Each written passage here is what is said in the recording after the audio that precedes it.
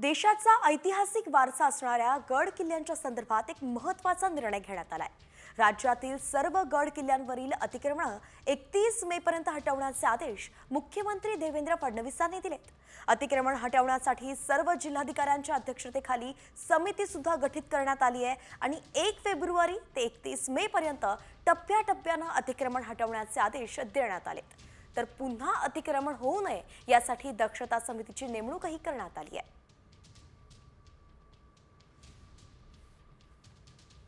देशाचा ऐतिहासिक वारसा असणाऱ्या गड किल्ल्यांच्या संदर्भात एक महत्त्वाचा निर्णय घेण्यात आलाय। राज्यातील सर्व गड किल्ल्यांवरील अतिक्रमण 31 मे पर्यंत हटवण्याचे आदेश मुख्यमंत्री देवेंद्र फडणवीसांनी दिलेत।